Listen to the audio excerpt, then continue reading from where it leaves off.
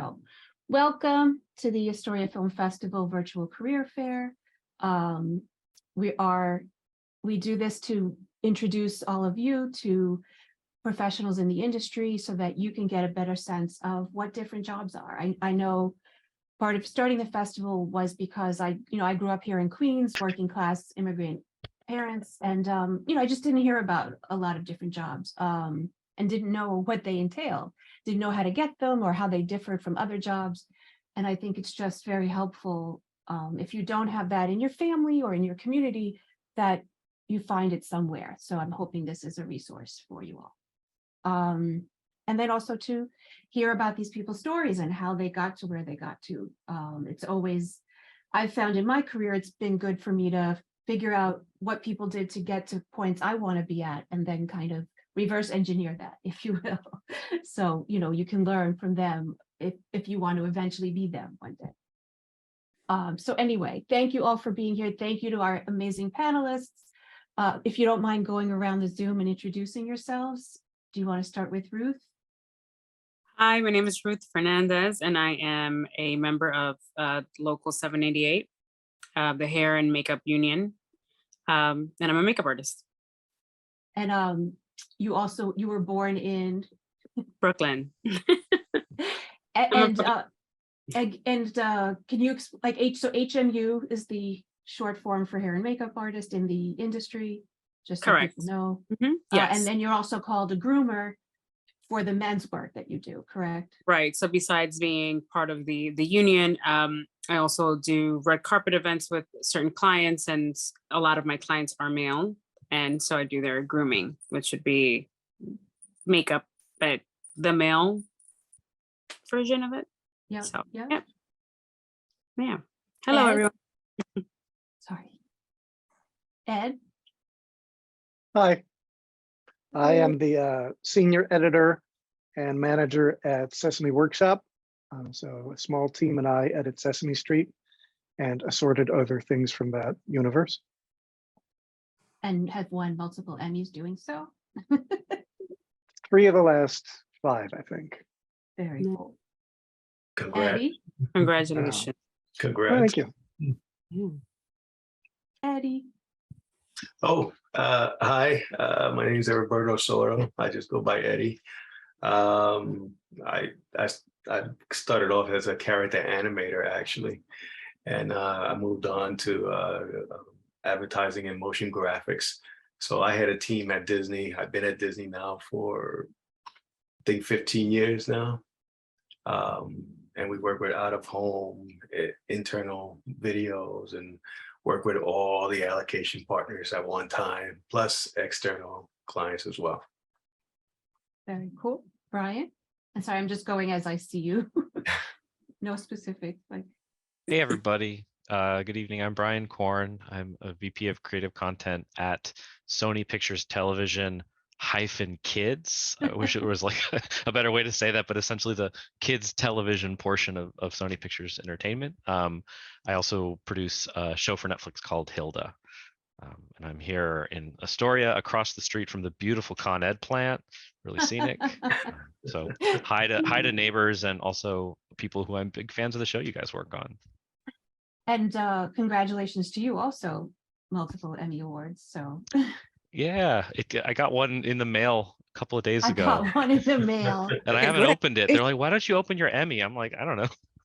It looks good in the box. It's like saving it for like champagne. For maybe. Special occasion. Sarah? Hi, my name is Sarah Wallendjack. I am the Vice President of Production and Development at 9 Story Media Group.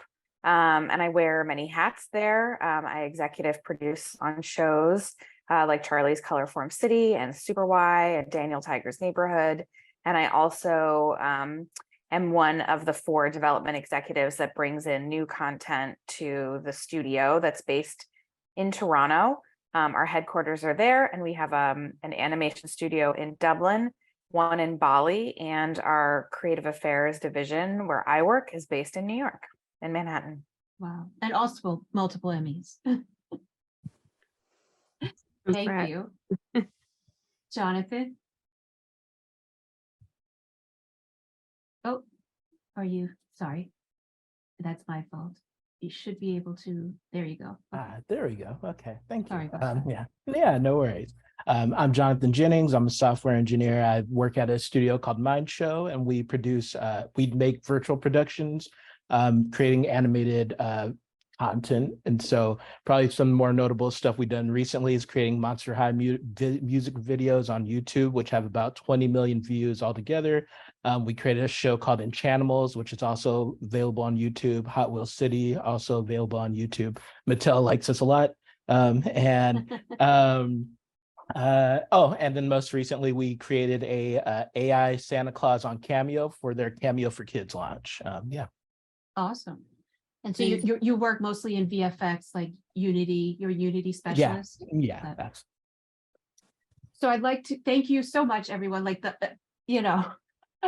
I'm overwhelmed and just humbled and like thrilled that you're here. So thank you really for being here with all of your accomplishments. So my first question is it kind of going back to, you said what you did, but could you maybe explain your current jobs more, like give us a little detail about what goes into your day-to-day maybe and what it all means. Jonathan, do you want to kind of start and we'll work backwards? Yeah, sure. So at Mind Show, kind of it's really interesting. It's different from any like studio I've worked at before, but essentially we have like a team we call the floor team. And so the floor team's comprised of like directors and actors, kind of actual performers, and they'll wear motion capture suits and they'll put on VR headsets and actually perform scenes. And so kind of the way our role works as the engineering team is like the director will say, hey, we need to do this shot for our next shoot. They'll give us kind of like a list of all the things they need. My boss will go through and task out kind of all the specifics. And then they'll say, Jonathan, you're going to work on the camera system. And so essentially kind of the like day-to-day nitty-gritty of my work is like I work in code. I kind of come up with features for our actual recording virtual production tool. And then once I'm done, I'll send it to QA. QA will tell me how it's broken, and then I'll gradually fix it over time. And then eventually it results in, the floor team hopefully being able to execute the shot. And that's kind of just a constant back and forth and working together to kind of deliver the actual animated shot. Awesome. Sarah, do you want to go next? Just kind of, Sure. you listed your different positions, like what is entailed. Like, I don't think many people even understand really what development is versus production versus executive production. If you could maybe just explain that a little. Sure. As a development executive, I'm tasked with finding new content to produce. So that means on a daily basis, I'm taking pitches from talent or agents with ideas for shows. I'm meeting with artists and writers. On the other side, then we're developing the content further. When somebody comes in with an idea, we get our hands on it and work collaboratively with artists to flesh out what we call a show Bible that outlines the elements that broadcasters want to see before they engage or pick up a show. And so that document is thorough outlines of our characters. We go deep into what the world looks like. We talk about why it's appropriate for that broadcaster and for kids in the age group. We will present story ideas, and generally we'll also do a script before we take it out. And then because I work at 9 Story, who owns Brown Bag Films, they're an amazing animation studio that's done Doc McStuffins and the Octonauts, counting many, many more. We work with them to sometimes do concept art and an animation test, which all get packaged together. So on one day, I could also be pitching the show concept to a broadcaster or a network. And in the middle, I'm kind of managing the creative content side of the show. And then once it gets picked up by a broadcaster, then I'll work with the production team to help bring the right talent to the team to make sure that our writing not only can tell the pilot story that we pitched with, but hundreds, hopefully more, of stories. And so I work on the front end in the pre-production side. And mostly I work in preschool content, but children's content is what 9 Story focuses on. So on a given day, I'm taking pitches, I might be pitching content, I might be meeting with writers to go through scripts, give feedback. And another part of 9 Story is we embed research into our process. Our chief creative officer, Angela Santamero, created Blue's Clues and used formative research to help inform what her audience was understanding, how to make the shows as engaging as possible, and how to deliver on our educational goals. So sometimes I'll sit with our research team on the floor with kids reading storybooks to get their feedback, at the earliest possible stage. And then we work with them throughout that development process and then through production. So the executive producer part is when I won't let go of the shows once they've been sold, and I stay on it in production until it hits our viewers.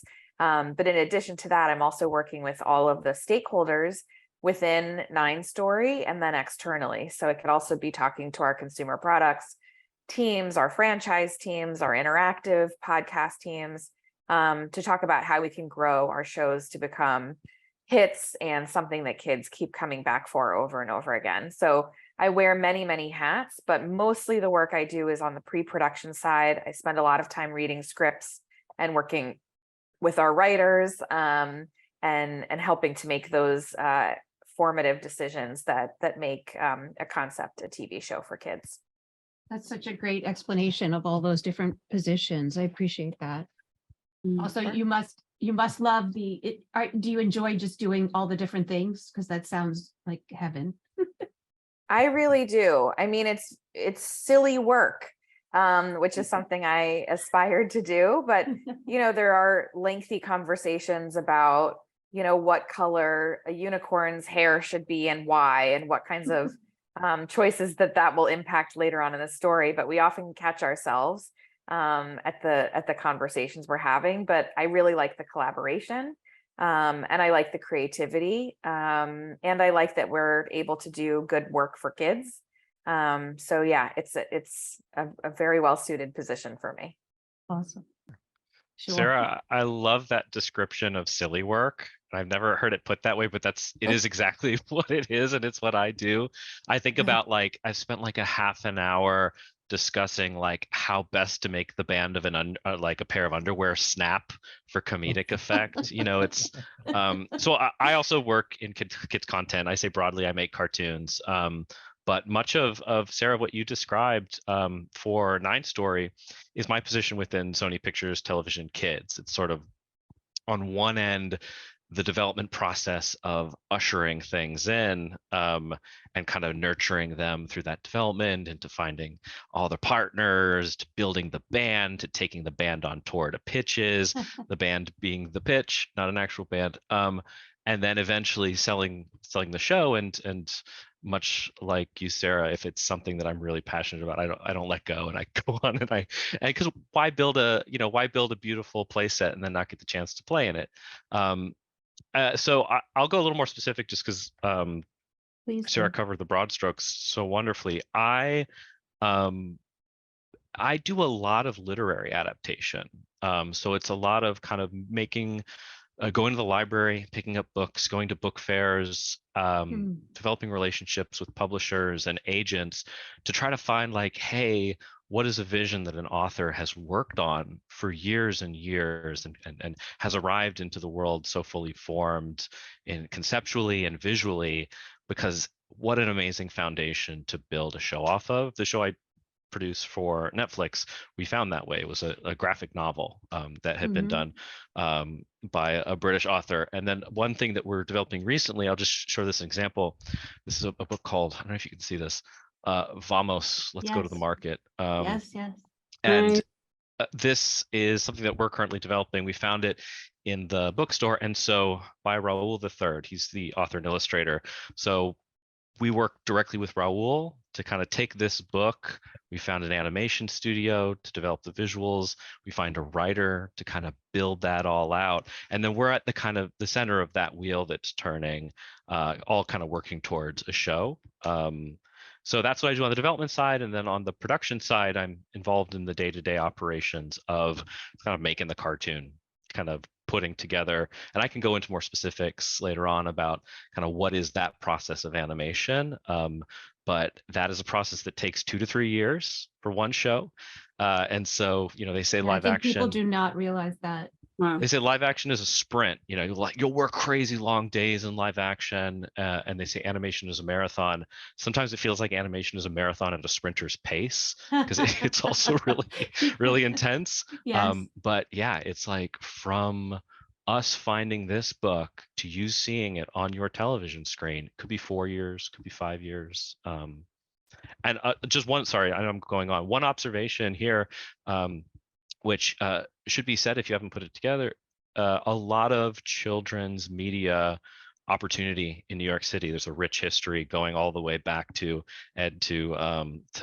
Sesame Street. So there's a lot of really cool stuff happening in the kids and family space, specifically in New York. So if you're in Astoria, know that Sesame Street is made here. Yes, absolutely. That was my first internship out of college. For Sesame Awesome. Street. Speaking of Sesame Street, Ed. I love being able to say, yeah, I live right down Sesame Street. They're about a mile up the road. And it really is a joy to be here with so many people working in the kids space. I guess as an editor, at the very root essence of what an editor is putting shots together, assembling shots to make scenes that tell the story.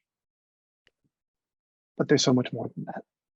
As was described earlier, in kids entertainment, it starts out really with educators wanting to be able to relay certain information or pursue a certain result, to guide kids towards a certain task.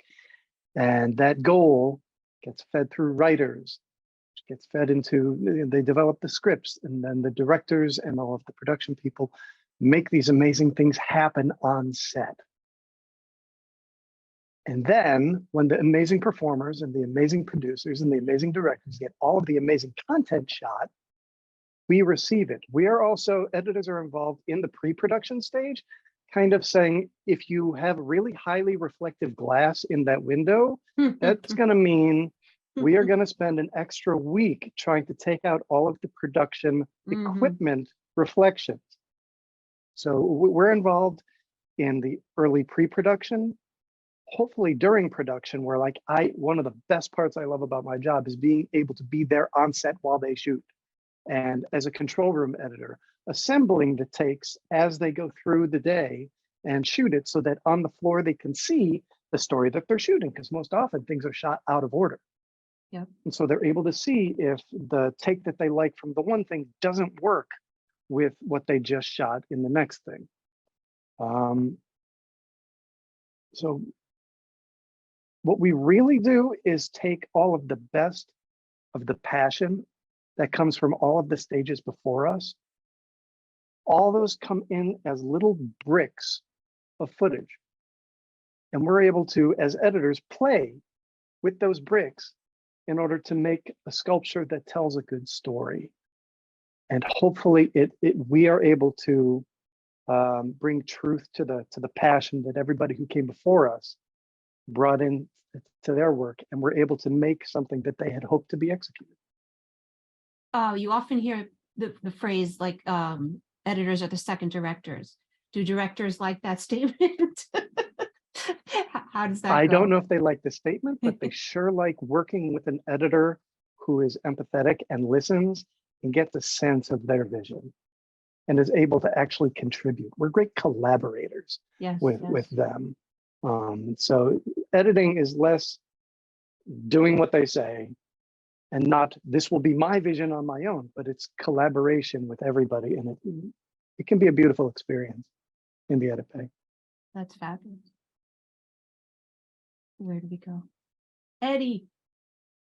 Hey, so I'm slightly different. I'm not in the on air, but my team, we handle a lot of the creative services for Disney creative studios. So we have a team, we do a lot of motion graphics. We work.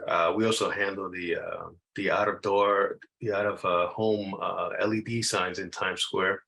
For like, if you ever see the GMA show, they start off with the LED signs. So we manage that. It's sort of like running like a small cable channel. We have to know what's up there at every point of the day, every second of the day.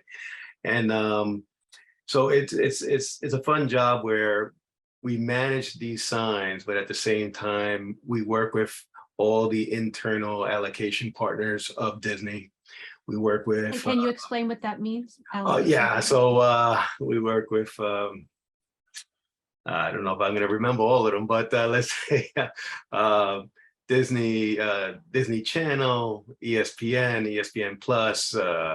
Yep. We work with UFC. You don't have to remember all of them, just to give people an idea of what that word means. We work with all of them, and they deliver creative content. Sometimes we do the animations for them. Sometimes they deliver the animations. We schedule them in the system. We also support the sales team by doing corporate videos. We do green screen. We should B-roll. We're also part of the Dick Clark production at the end of the year, so that can get pretty busy. And when do you start doing work for the Dick Clark event? Oh yeah, that starts pretty early. Like, people were surprised that what I was telling the students that I work with, like, when I used to work with the VMAs, like, literally a month after you finish the VMAs, you start the next year's VMAs. And they were like, what? Like, why would you do that? I was like, because you have to. Yeah, the planning sometimes goes, at least for that, sometimes maybe like the end of November, you start seeing phone calls from all the engineers, all the on-air people. They have to get the stages correct. I mean, the stages planned out. There's a lot of people on there just to get everything going. We don't let down our guard until 1 a.m. the next day. As soon as the ball drops, we wait an extra hour, and then we can go to sleep. It's pretty interesting because we get to work with a lot of different external clients as well. So we'll create an immersive experience in Times Square where you can be standing in Times Square, and we work with a lot of different signs, and you can have your brand over 12 different signs at one shot. So it's pretty interesting and Intense. Yeah, pretty intense. Yeah. So that's the combination for us, where we're working internally and we work with the external clients and paid advertisers. So it's sort of like an in-between from doing internal and working with advertisers. Is your day more meetings, or do you get to do graphic design? Like, but I'm you're now more the head of things. So yeah, I'm more like the creative director, and a lot of meetings, but I love working on animation. I started as a character animator. I've worked on, I don't know if these shows are still on, but a Little Einstein, Wonder Pets, Pinky Dinky Doo. I think a lot of people here know them. So yeah, it's been a while, but it was really cool work. But I sort of transitioned more into the creative side. So I've been here for 15 years. So awesome. Ruth. Wow, guys, you guys are all very, very accomplished. As are you. To be here. No, but so I'm a part of the hair and makeup union here in New York. Part of what I do is making sure that the makeup represents what the script is, what the show is about. If it's a period show, 1950s, we have to make sure that the makeup is representing that time. We do a lot of research. A lot of research goes into that. I know people have an idea that our job it's fun. Hair and makeup is fun. I love what I do. But a lot of research goes into making sure that we deliver what the creator of the series or the movie wants the look to be. And so that's what I do. There's a lot of I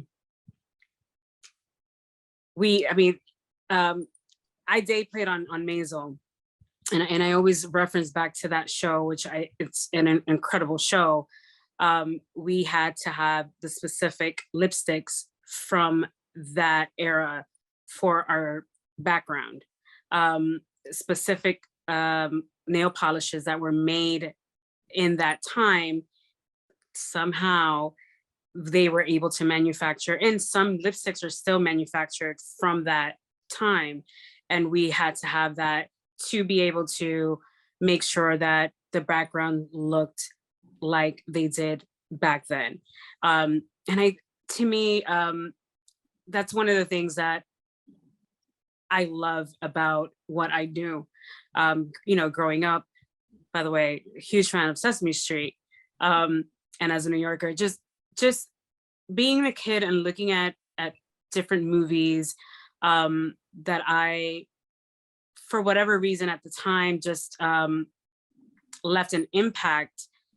To be able to do that now is just great. To bring that alive now, I understand. Oh, what other like what goes into The creation. of all of animation. that. Yeah, it's a lot of work, and every department brings their A game to be able to bring this content for everyone to see. So that's what I do. I'm sort of the fun part.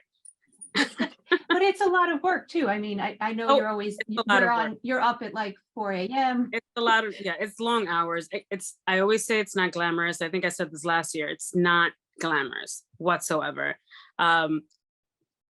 You wake up super early, you have a 2-hour pre-call usually. Which And means, you know, which means that your hair and makeup is usually there 2 hours before crew call to get the actors ready. And we're usually there till wrap. And then, you know, cleaning up the makeup and taking off wigs from the, you know, from the actors. So it's long days. yes, most Yeah. definitely. And then But you I- also do all of the red carpet and interview and That's the easier part. Yeah, Yeah. that's easy. That's the good. Yeah, that's the, yeah, both. I love both parts of it, but yeah, as far as doing films and TV work, that's what it is. thank you. So starting with you, Ruth, and working back again, how did you get this job? How did you get on this path? Like, kind of what was your trajectory, if you will? It, you know, so that other people can kind of understand what they might do. Right. So And I I've know always- nothing is like straight arrow, right? Like, No, none of course. us. Yeah. No. My parents wanted me to be a lawyer, and so did I, forever and ever. But life happens, and it brought me to someone needing an assistant on a indie film. I loved art. I think that's what got me into this. And I needed the extra money, and I fell in love with being on set. It was my aha moment of this is what I want to do. And that was maybe almost 19 years ago. And I started assisting this makeup artist, and that's how I got to where I am now. I never had anyone to tell me about the union. I think as Yes. I'm a first generation American, and you know, parents always want you to be a doctor, a lawyer, you know, Yes. and Yes. this was not anything that it was frowned upon. But it was nothing that I just didn't know. Wow, there's a union for hair and makeup, and I didn't know there was unions in just film, period. And I say all that to say that now I love being part of this organization, because I also feel like it's a way to tell kids that there's so much more out there. Yes. And there's so many other ways to make a career. It doesn't have to be, you know, A, B, and C. I'm successful. I'm happy. I love what I do. And so, yeah, that's how I got here. Eddie. Yeah, well, for me, I wasn't really into school when I was growing up. Messed up pretty pretty bad in school, but I think I don't that's know. great to hear, and great of you to admit, because it encourages people. Yeah. But I always drew. I drew everything I could find: the cartoons, superheroes. I graduated from Pratt Institute.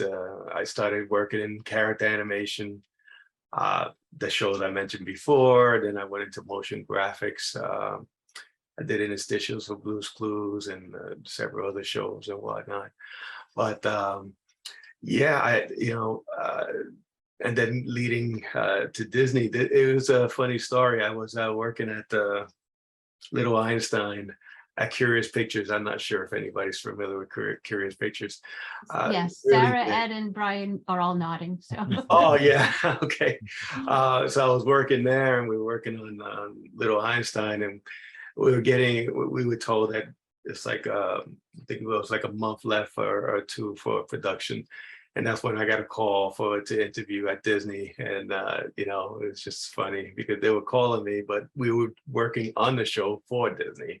It's so big. So then I got to Disney, but I think for anyone out there, just you got to keep fighting to get in. I didn't know anyone in the industry at all. So, but if you keep working at it, I'm sure that they'll get there. Just keep taking jobs and keep doing good work. I believe so. Yeah, really got to put in your dues. Yeah, but Yes. Ed? I came out to New York City to be a fine artist. I came out and went to SVA in the computer art department and learned very well the fine art of starvation. So I was working like 8 part-time jobs, some of which in the course of my studies taught me video editing and loose After Effects. And through beginning those skills, I started working at post houses, doing commercials, doing short films for people on Craigslist. And 15, 20 years later, a full-fledged freelance career, harvested and made my way through post house after post house. I was an internal colorist at Postworks for a while. And the call came that Sesame Street was looking for an in-house editor. And I struck the lucky pot of gold and really found the position. I'm remembering back when I was in undergrad and I was working at the Northern Illinois University Art Museum. And the lady who ran the place was telling my mom that I was a weird duck because I was both 4 years old and 40. I saw the world through eyes of wonder, and yet at other times I was so incredibly serious and philosophical that it was beyond belief. I relate to that. And so I find that this job, being able to be extremely technical and rotoscoping out puppeteer arms between 3 puppets, delicate fur, but also having that sense of wonder and being willing to have fun and be silly while paying attention to those reflections. It's the perfect synthesis, and I'm really blessed to have found it. That's lovely. Bryan? You all are so inspiring. This is awesome. I'll try to give the short version. And that'll lead to kind of a funny anecdote. I grew up in a military family, so we moved a lot, and I didn't have access to just by nature of moving. Sometimes I'd move to a place where there's only one TV channel, and like SpongeBob would come on once a week, and it'd be like the episode of SpongeBob, the cartoon this week. But the one constant for me was daily newspaper cartoons. Like, I could always have access to the funnies. And so like bizarrely, some people grew up with Marvel. I grew up with like Hagar the Horrible and Garfield. Those are like my Avengers. And so I also have younger siblings who I ended up watching their TV much later than anybody else my age would have. So that all kind of led to a real interest in like, oh, people make this stuff. I think it was an episode of Dragon Tales where I let it run and I was watching it and I saw the credits. I was like, oh, these are Right. people making a show about children going to a dragon world. I can't be a child going to a dragon world. So the next best thing is maybe I could work on this show. So that led me, and this was kind of at a time when I ended up going to art school, studying playwriting and screenwriting at SUNY Purchase.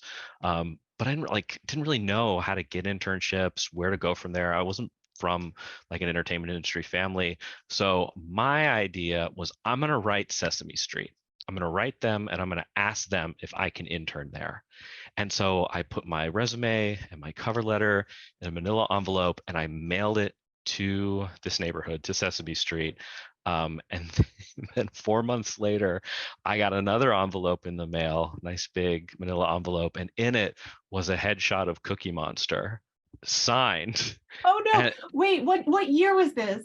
this Because would have literally been, my internship at Sesame Street consisted of me signing Big Bird this was photos probably and like, sending them out to people. who wrote this would us. have been so you might know the letter I got. This might have been, this was like 2009. Okay, And no, so it wasn't me. I was my much request, earlier. my But request for I an knew how to internship, sign that name very well. and it was beautiful. Like there was a little cookie for the eye, or Did you they know, it send was, you a Big Bird feather? no, that would have been amazing. That we did That would that be, back in the 90s. So they were cheaping out. I would have cherished that until I sold it on eBay. But that what came with that was a letter that said, "We thank you very much for your story ideas. We aren't able to take on everybody's ideas, but know that we really appreciate your interest in the show." So, well, you didn't read my letter, but that was like, okay, if I knock, I will eventually get an answer. It might not be the answer I want, but over time, Interesting. that knocking and that trying to seek the people that are making the stuff that I'm really into yielded an opportunity to be an assistant on a show called Octonauts, which was at Brown Bag Films, which Sarah mentioned. And then I just kind of yes-anded my way through production and development, learning as much as I could along the way to become an executive producer. Yeah, Yes, I got here. you make it sound so easy.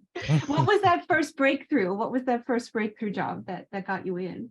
I think it was really, I had interned on the first season of Octonauts, kind of taking the train down from SUNY Purchase and, you know, eating $1 Burger King to make it back to the school. And then a couple of years later, they were in production on the second season. They called me and they asked me if I wanted to be an assistant. And I still work with some of those same people. That was 10 years ago. So I ended up finding a small company where I could wear a lot of hats. That's another thing to consider. If you can find, you know, a company that is the right fit for you, is the right size for you, there's an opportunity to kind of really experience a lot of things and mentor under a lot of different people. But yeah, it was that first job on Octonauts that really entered me into the world of animation. Very cool. Sarah? I'm thinking to myself, Bryan, I had a very similar aha moment as I was trying to figure out in high school what I wanted to study in college and where I wanted to go. And they had brought back a new version of the Muppet Show, and I was a big fan of the Muppets and Jim Henson. And I remember sitting there watching it and seeing a penguin be thrown from one side of the screen to the other. And my aha moment was somebody was throwing those penguins, and that I knew I had just had a summer really terrifyingly boring office job where I just felt, you know, it was soul crushing and you were watching the clock. And I knew that I wanted to do something on my feet that was collaborative and creative. I really enjoyed doing theater. And so with that moment, I decided I wanted to pursue making children's television. And when I went to college, I discovered a chapter in the Tipping Point about Blue's Clues. And I read about Sesame Street and learned for the first time it wasn't intended for children like me. They were trying to move the needle in the difference between children ready and not ready to go into kindergarten. And I was baffled that not only could you do this work, but it could really be beneficial and it could be thoughtful and it could be strategic. And from that moment, I was just hooked on wanting to not only make kids TV, but really make best in class TV that was going to impact and change children's lives, like how my life was changed by these shows. So with that laser focus, I went to college. I with that in mind, I interned at Jim Henson Pictures. and assumed that I would get a job as an assistant when I graduated. But they had a hiring freeze. They were sold and bought by a German company, and they weren't taking anybody else on. And I really kind of floundered a little bit as I tried to figure out, I sent my resume to all the places. Mr. Rogers had just stopped filming the year I graduated college. And I had some trouble. So I took a job in Washington, D.C. at a spy museum, and got to see that museum grow. And it just solidified this wasn't quite the thing for me. I was there for 2 years. And so I moved to New York, and Eddie, my first job in the industry was on the Wonder Pets. Yeah, working at the studio in Franklin Street. And that's really where I got my education on how television was made for kids. Because at the time, that studio, everything from the concept of what the show would be through post-production was done in that studio. And every morning, the entire staff would sit down in a morning meeting for 15 minutes and talk about what they were doing that day. And so I got to watch the life cycle of a show. I got to watch it go from the story idea, go through the research process, watch the composers come in and collaborate. I got to see the designs being done and the layout artist prepping for animation, and the voice records were done in a booth downstairs. So I really got a crash course in animation. And they also were producing a show called Ubi, which was a live action bare hand puppetry show out at Kaufman Astoria. And I got to see what it was like to be on a live action set surrounded by puppeteers. And so I was there for the whole first season. And in the middle of it, I was an office manager. I started there as an intern, and I kind of white knuckled myself in that position, that I interned and I stayed until there was a position that opened up that I could apply for. I got the office manager position for the first season. And then the accountant went on maternity leave, and they said, well, Sarah seems smart. She seems organized. I bet she could figure out how to cover this woman's maternity leave for 3 months. And the woman going on maternity leave was very generous and said, you can call me if anything big comes about you don't know how to solve. And then I was thrust into this position as an accountant, which was not my best subject in school. And it really, I remember my mother in a panic saying, tell them that you didn't do well in accounting in school. You have a lot of responsibility. I don't think you understand the weight of what's been asked of you. And I really didn't. But I got this crash course in now how much everything cost. And I got to see, how the network would pay the studio and how much everybody was making. So that really was my crash course. And from that opportunity, I think I formed some of the most amazing personal and professional relationships, because we were all in it together. But there's a reason I don't work there anymore. And it was all of my other positions in the industry were word of mouth. People at Little Airplane recommended me for a job on Johnny and the Sprites.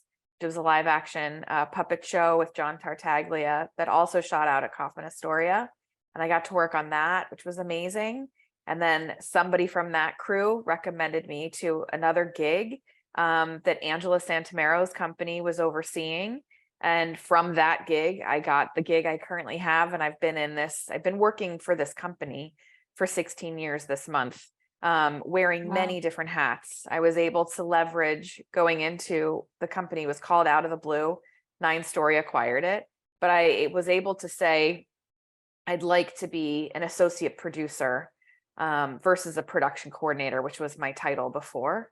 And they allowed it, and they've, it's been a really amazing company to be at because there's a lot of autonomy and a lot of opportunities for growth.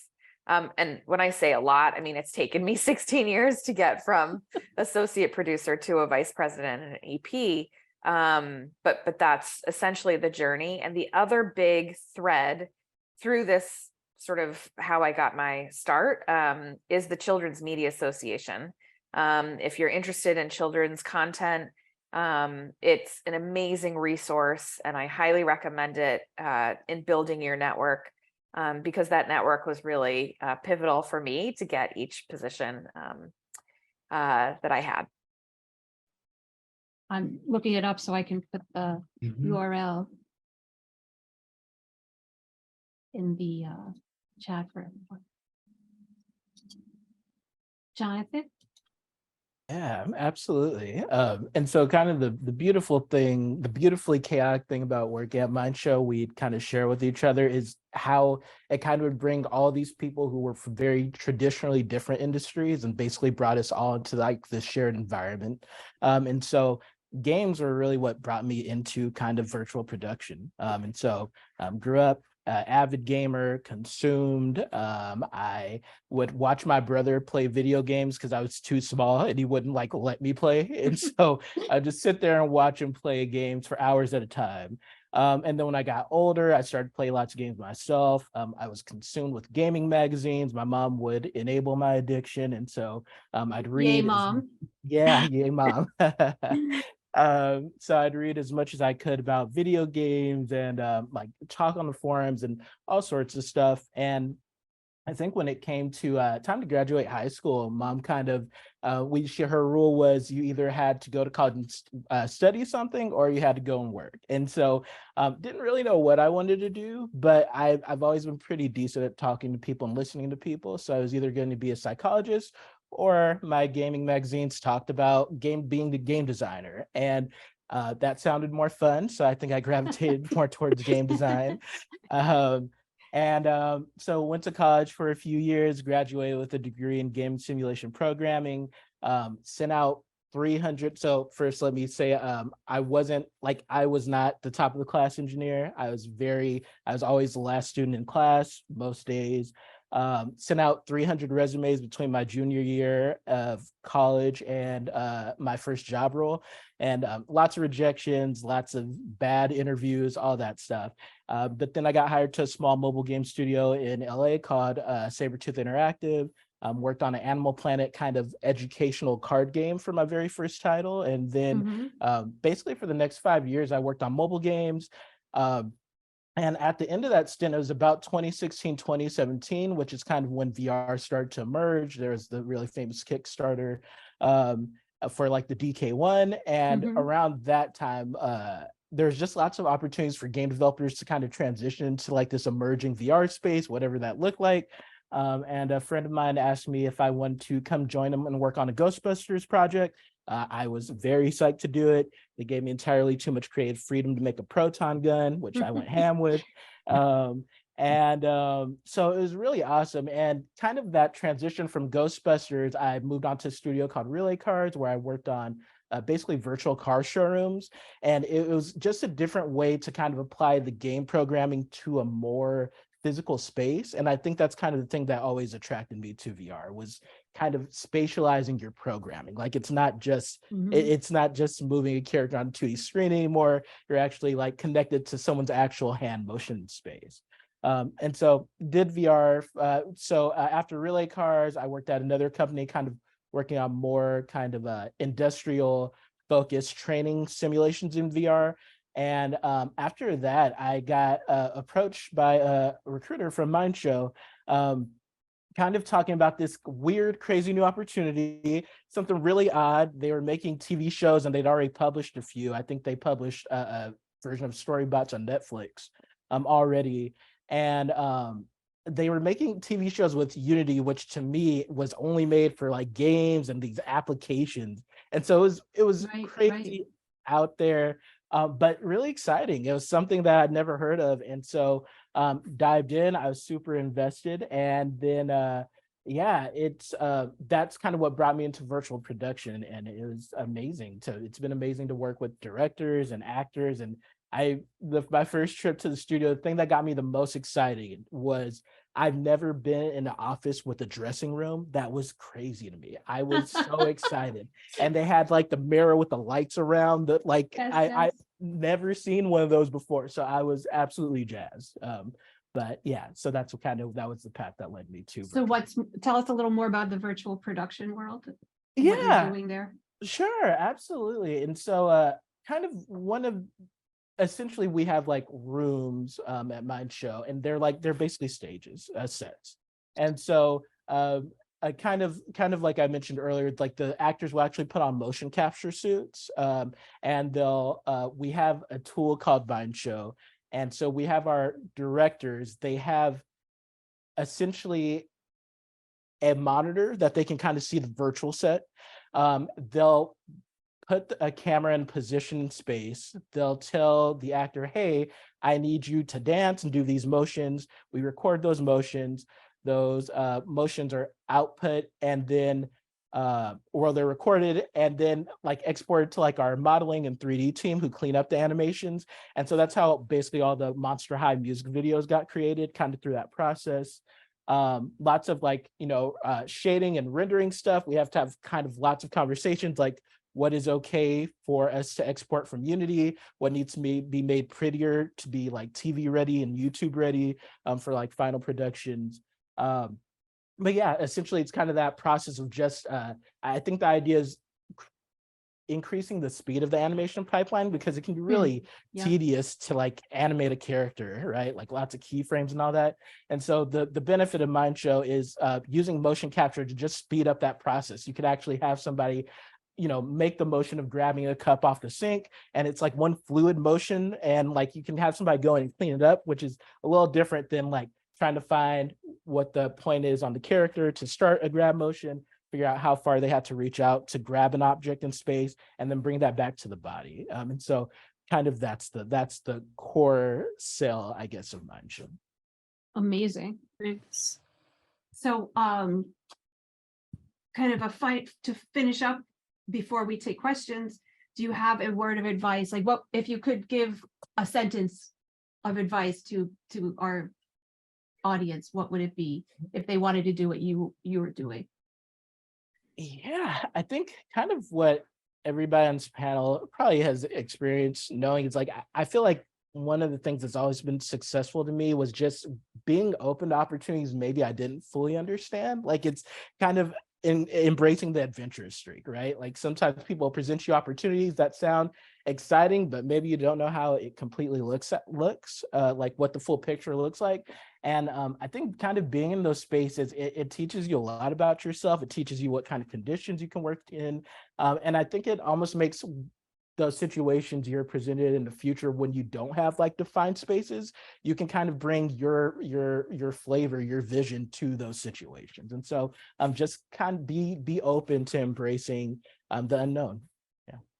I love that. I absolutely love that. Sarah, am I correct? I'm going back, sorry. Try to remember, but go, Sarah. Sure. When I got the job at Little Airplane, I remember the owner saying, so are you a designer? And I said, no. Are you an animator? No. Are you a writer? No. And it was an interesting moment where he didn't quite know what to do with me and I didn't either, because I didn't know where I fit in, but I knew that group of people were really inspiring and I wanted to be there. And that's, through a lot of like not really understanding how everything worked and being really hungry and helpful, I realized that what I was a producer, somebody who likes to be of support and organize and build talent up so they can do their best work. But it was interesting because it wasn't clearly defined. And so I think the three things that I share with anybody who will come and ask for my advice is, in this industry, I think it's really important to build your network. And it's actually pretty easy. I think you've heard a couple of anecdotes about sending a letter and people responding. I think that folks really do want to be helpful and support the next generation coming up in the industry. So building that network and staying connected to find those answers and hone in on what you're trying to do and get support from that network is really important. Two, I think find a mentor. I was really blessed to have an amazing mentor who I met at that first job, who really, was 20 years my senior and had seen it and provided a different perspective and was a wonderful ear to lean on. And so I think really looking at mentorship opportunities and working and nurturing those, and then being kind.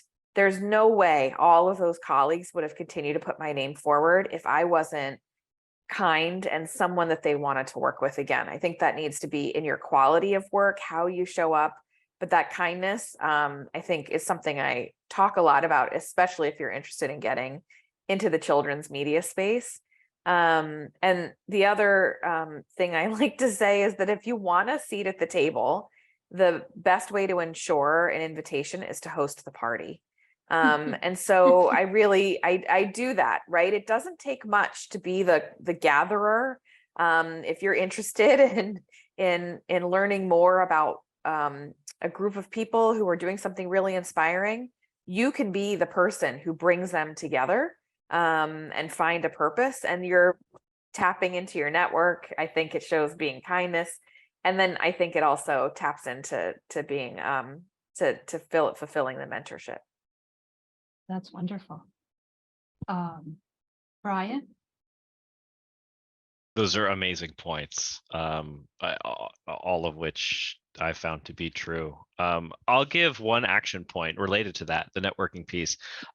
It took me way too long before I discovered the dark art of the informational, which is just this amazing little tool. And here's what you got to do, and you can do it immediately after this meeting if you want to, but pick the thing that you love, that you see out there in the world, and like, this is exactly the kind of thing that I want to work on, whether it's a video game or a book or a TV show, and then go and do as much research as you can about who made it.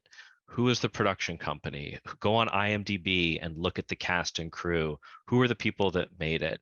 And then find those people in the coordinator or the manager role or the assistant role on LinkedIn, and sign up for a free month of LinkedIn Plus or whatever they call it, so you can cold message those people and then just send them a message and say, I love this thing that you made.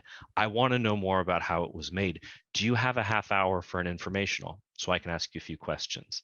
9 times out of 10, they'll say yes, because people love to talk about themselves, as do I. And that is just an incredible way to come from knowing nobody to start to build a network of people you know. And you can always end that meeting with, hey, anybody else you think I could talk to? Anybody you could refer me to? And it begins your journey, and it costs you nothing. That is your next step. That's wonderful. Yeah, when I graduated, I wasn't sure what I wanted to do, but I knew I loved children's television. And I literally just walked my resume around New York City. And it took me 6 months and did that thing. Like, can I come talk to you about your work? Talk to them about their work. Okay, anybody else I should talk to? Who? And they would always refer me to someone else. It took me 6 months before I got that internship at Sesame doing that, right? But it came eventually. Ed? A couple of things. If you out there have an interest or a suspicion that you might be interested in editing, you might have noticed that you have an insatiable love for story. And we Just do have a lot of love for wannabe story. editors and practicing editors in this audience. Yes. Wonderful. Okay. Have a genuine, deep love for story and be curious.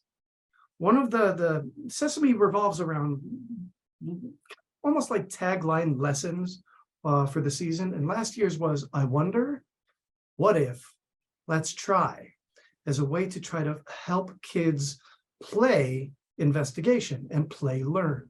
And so often when we're being in what we're doing, and we want to be creative, you want to try things now. It's like, I wonder, what would that look like if this happened? It's like, that went horribly and it failed, but I tried. And because I tried, I found this other thing that might also be cool. Never, ever, ever stop learning. If you stop learning, the technology will change and you will be left behind. But there is always one more thing, a problem that you need to learn how to solve that you wouldn't have guessed you needed to know, that you find you're learning in order to solve. You will never be able to stop learning, or you'll suffocate in the water. And if you are looking to get into editing, one of the biggest bits of advice I could give is, don't watch movies and TV. See movies and see television. Don't just watch it passively. See how the story was created, why that shot was used, what that tiny little bit of emotional something that that actor had there, and that little bit of extra time that they gave on the reaction shot. See how emotion and color and pacing are wrought through the editing. See television and movies, and you'll learn what works and what doesn't work, and what you might want to try in your own editing. It's helped me a lot. So important. And like, that will be a clip. You're all giving me great clips to put around. Thank you. Eddie. Yeah, I mean, for me, it's with animation, you gotta really work on your craft, do the research. There was times where, as a character animator, I would go through a movie frame by frame, Toy Story, frame by frame, and it wouldn't be the first time. There's a lot of training involved, storytelling, acting. You're an actor, you're a character actor. I would have to play out a role, like for Pinky Dinky Doo. I would have to be this young girl, and I would have to act it out. You would have to have a mirror, boards, and also a big part, especially it's a reel, getting a reel together, getting some samples of your work, and that's very difficult. Maybe time, skill, life gets in the way, whatever it is, but you should have samples of your work that you can show to peers. Like several of the people here have mentioned, you want to reach out to someone in the industry, and character animators, they would want to see at least a sample of where you're going with what you have. They'll give you examples, maybe timing, flowing, exaggeration, that it's just principles of animation. And then just really working really hard on your craft, and try not to give up. You'll get in. It's just a lot of work involved, but definitely can happen. I love that. Ruth. I think you guys said so much of what, I think we all agree on so much of what was said already. But I would say, hearing everyone on this panel, everyone has such a passion for what they do and a love for what you do. And I think I tell this to my nieces and my nephews: whatever you want to do, just make sure that you're happy doing it. So many people waste their time at a job and they're so miserable. And I work hard, as all of you guys do, but I'm happy. I truly love what I do. So I think when you find that thing that you love, those long days, I think it'll be all worth it at the end. So that would be my advice. Yeah. Beautiful. Guys, thank you so much. Like, I've learned you're all lovely. I appreciate you very much.